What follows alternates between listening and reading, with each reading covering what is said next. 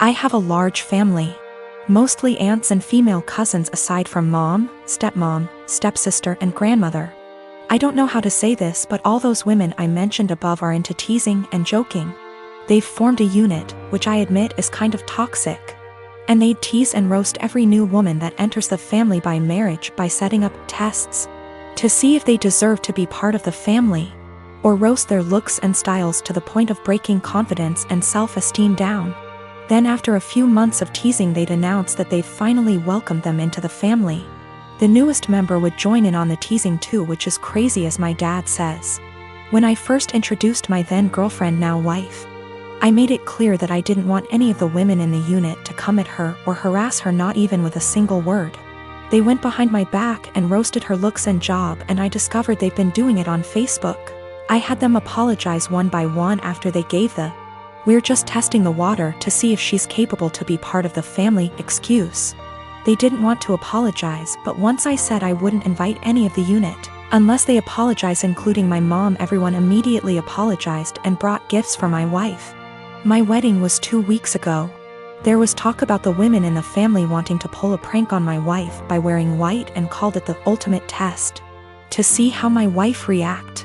My brother warned me, so I announced that if any one of them showed up in white, I'd have them kicked out, including mom. They said this wasn't true and they'd never do such thing. But they showed up to my wedding one by one wearing white dresses, and each and every one of them was told to leave after they tried giving excuses by either making scenes or getting the men involved. The senior women of the unit, who are mom and aunts, also showed up in white but refused to leave. I threatened to take harsher action and mom was pissed, telling me to step aside, but I didn't let her in. I had her leave while the men in the family were watching stunned. Dad was on my side and supported me a lot. I felt absolutely awful because my wedding was being interrupted by them making scenes. My wife was hurt beyond measure, but the women in the family were pissed. My cousin blasted me on social media later, saying I excluded all the women from the wedding because my wife was so insecure she couldn't handle another woman's presence at her wedding. I had an argument with them and mom berated me, saying it was supposed to be a prank, but I said they were taking it too far. Mom said I took it too far by kicking them out because they were trying to get reaction from my wife to see if she was one of those Bridzillas and were going to change soon as prank was over, but I ruined my own and entire wedding by reacting so aggressively. I stopped talking after she said I had to bring my wife and apologize. I haven't seen the lot of them in 2 weeks and they've excluded me from everything. I just want to explain that, this has been happening for years.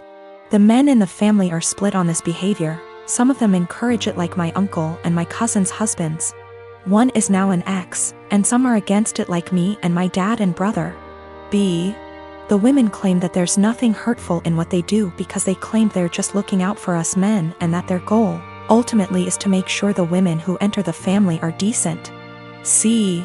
My dad always ends up arguing with my mom and grandmother, since they're the ones who started this whole thing with their behavior and attitude towards other women.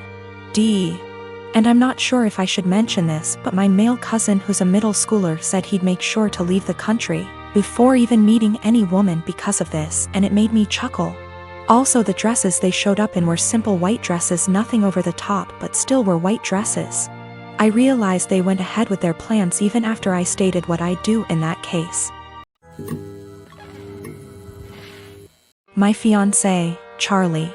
My sister, Kendall. Kendall's boyfriend, Jack. Charlie and I have been together for 6 years and have lived together for 3 years. We met in college. Our relationship is awesome. I love him more than anything, and I know he's the one I want to spend the rest of my life with.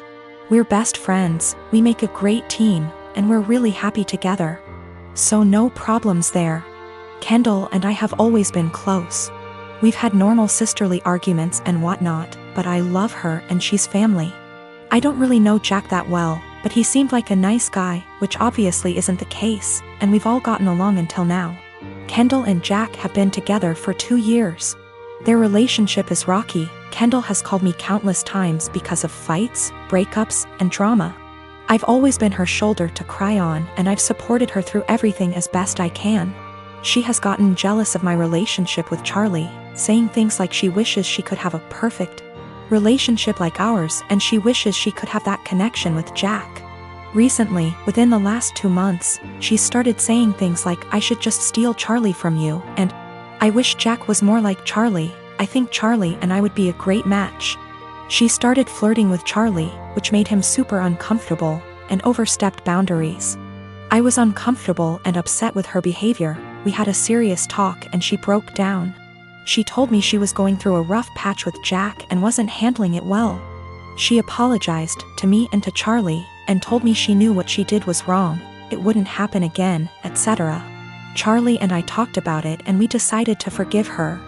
At the time of the incident, Jack and Kendall were still going through a rough patch. 2 weeks ago, Charlie invited close friends and family to dinner. This included Jack and Kendall. It was at the restaurant Charlie and I had our first date, down to the exact table we sat at. We had talked about marriage at great length, so I had a feeling. Lo and behold, Charlie proposed to me. It was perfect. I was so happy. I cried like a baby. Our family and friends congratulated us. Kendall seemed super excited. She gushed about how cute it was, started talking about the wedding, and hugged us both. The only person who didn't seem happy for us was Jack. He told Kendall that he wanted to go home and they left early. Fast forward a few days. Kendall texted me and she was pissed. She called me a traitor and a disgusting. I asked her why she was upset. She claimed I was trying to ruin her relationship and then stopped replying to my texts. I texted Jack and asked him WTF was going on. He told me that he was planning to propose to Kendall at dinner. At first, I felt bad because maybe he had planned something beforehand and maybe it was just a huge misunderstanding. But apparently, Jack wasn't even planning to propose to Kendall until we got to the restaurant. He saw how nice the restaurant was, our friends and family were there, and decided, hey, this is perfect. He thought it would help them out of their rough patch, which is a horrible idea because marriage doesn't magically fix relationships. But then Charlie proposed and stole his thunder. He didn't even have a ring. Charlie had been planning that proposal for months. He's had the ring for 6 months, made the reservations 2 months beforehand, invited all of our family and friends. Even the staff of the restaurant was in on the proposal. He put a lot of thought into it, and I don't think Jack's heat-of-the-moment decision to propose is more important than Charlie's carefully planned proposal. I'm actually upset that Jack would make something this special and important into something dramatic and all about him. I didn't apologize. Charlie and I talked about it. He agrees and doesn't think we should apologize. Since then, Kendall and Jack haven't talked to us. Which is fine by itself, but that's not the end of it. Both of them have been shaming us on social media, twisting the story to make themselves look like victims, and have even coined us the proposal thieves. Mutual friends, and even some family, are disgusted with us. They believe Jack and Kendall's story, even after I've tried to explain what really happened. As funny as it is to be called the proposal thieves, it's not so funny to have friends and family turned against you. I'm really upset that my own sister would do this. Charlie has been super supportive and sweet through this mess. We both agree that we shouldn't apologize and have been standing our ground. Honestly, after everything Kendall has done, I'm pretty much fed up with her. She's my sister and I love her, but after she tried to seduce my boyfriend and now this, I don't really have a desire to talk to her anymore. Which sucks, because we've always been close. I think Jack has turned her into this horrible, self-absorbed person, and it's just... I'm not talking to Kendall right now and have no plans to talk to her until we receive a sincere apology. Even then, I think I might limit contact if she stays with Jack. I can't wait to see what a mess actually planning the wedding will be. The people who believe Jack and Kendall's story are the ones who were not at the proposal dinner. A large amount of mutual friends who weren't there plus extended family believe the story. Our parents, Charlie's siblings, and the few close friends that were actually at the dinner do not believe the bullshit story. We just haven't made a post addressing everything / telling our side of the story because we wanted advice on how to approach it. My apartment complex didn't do traditional trick or treating on Halloween. Residents were advised to set out pre-packaged individual candy bags on their patios / front door areas if they wanted to participate, but the traditional knock on door, physically hand strangers candy was not permitted. So, Halloween comes and the kids are all dressed up and each building has a scheduled time where the kids go door to door. I ended up having to work late, so my neighbor offered to walk my kids around with hers at our building's scheduled time.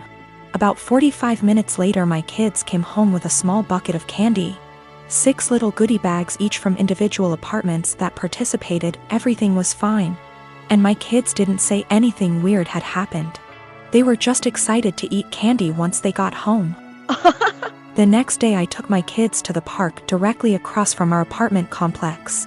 My neighbor was there with her kids as well. The kids were playing and she took out one of those individual goodie bags with candy in it from her purse and started to loudly rummage in it.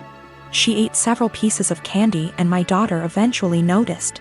Ran up and asked if she could have a piece, and my neighbor responded, "Nope, this is my tax candy. Remember that this was my reward for taking you trick or treating last night." I was a little weirded out by that statement and asked what she meant.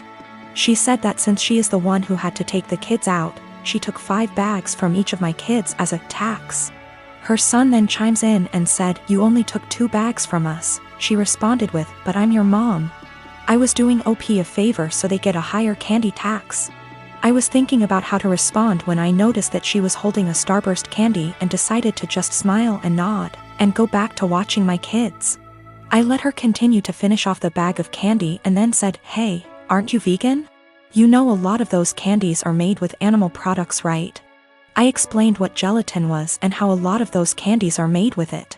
She was horrified, Googles it, and then told her kids that they were leaving. She said something about how she was going to be sick and stormed off. Now she's giving me dirty looks every time we see her and won't let her kids play if she shows up at the park and we are there. My husband thinks I'm an asshole cause I should have either not said anything about the gelatin or said something right away when I noticed. I don't think it's my job to tell a vegan what is and isn't vegan though, and she deserved it for stealing candy from little kids.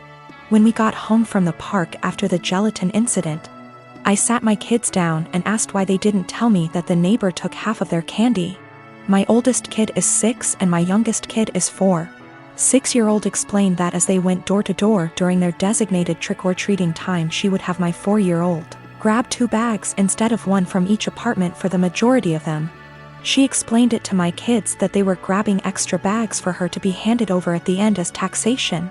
So either freaking way she was directly taking candy from my kids or taking candy from other kids through mine. As for the authenticity of her vegan sim, I may have exaggerated when I said super vegan when I first posted this. She claims to be vegan and is very in people's faces about the benefits, etc. It's 100% about the health side. She brags about veganism curing cancer, diabetes, even some mental health issues. I have never once heard her talk about the benefits for animals. She also sells herbal tea products, customized gym clothing, etc., so she totes a pretty big vegan lifestyle. If that makes sense. Now for the gelatin. She knows what gelatin is, she knows what it's made out of, she knows that there are obvious things that she can't eat. But she had no idea that a lot of candy specifically had gelatin apparently. When I told her that they had gelatin in it, she knew what gelatin was but Googled the candies to see if I was correct. I think she is either really dumb or she eats non-vegan stuff all the time when no one's watching, and had to pretend to be horrified about it at this point. Cause a lot of you guys have pointed out that you literally can't be vegan and not know these things. I'm not vegan, I'm not even freaking vegetarian, and I know these things. I am 20, female, have recently moved out of my mother's house for college. I enrolled in scholarship. The other night, my mother wanted her, my younger brother, and I to have dinner together. It's been a while since we've spoken, and I'm afraid this might happen again. We were having a nice night, the dinner was delicious, and honestly, we were all having a good time. Eventually, we got onto the topic of how things were when I was younger. I made the comment on how her behavior when I was younger made me feel like I missed out on a lot of things as a child. She disagrees, and tells me that I'm being dramatic, and that my childhood was perfect. Quote, "I was lucky to have a mom who cared as much as she did. My mother gave birth to me when she was 18. My father walked out when I was young, due to a personal conflict between the two. So, she raised me on her own until I was 7. She met a guy, and they ended up having a kid together, my younger brother. He was a golden child to my mom. His father was only a temporary item, as he left as well, soon after. Although the father of my brother was still visible in his life, I didn't have anyone to look up to as a father figure. Eventually, my mom went through a phase of depression after they separated. She started to care less and less about her children, and more about her parties and men she wanted to sleep with. It ended up getting so bad that by the time I was 10, I was a full-time caretaker of my younger brother. With the exceptions of the weekends he was with his father. I started to cook, clean, do everyone's laundry, and take care of everything outside of the boundaries of my home. From ages 13 to 15 I began missing out and losing good friends because I wasn't able to participate in any activity related to anyone else. I didn't get a car or a phone until I was 18, and even then I wasn't allowed to leave my house. I graduated senior year with flying colors and ended up getting a scholarship to a really good college. I took this opportunity not only to focus on myself, but to also help my mother realize that I was not going to be around forever. When she found out I got the scholarship, she threw a fit and told me I wasn't allowed to leave my responsibilities here at home. I left a week after the conversation. I did make sure that my younger brother was safe with his second guardian at the time. My mother and I talked on some occasions but never really kept contact. We got together, and you know the story. She told me I am an asshole for saying that she never really took care of me or my younger brother. I told her that eventually, she will need to get help and stop victimizing herself.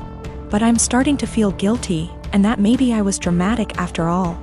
I've officially decided that I no longer need my mother in my life at this point in time. I'm now going to only focus on myself, and working towards a successful career in law. Of course, my mom won't take it well, but it won't really matter to her in the long run. Her children never really mattered to her. I'm going to stay in contact with my younger brother, though. I'm going to make sure that he doesn't possibly go through the same amount of trauma I did.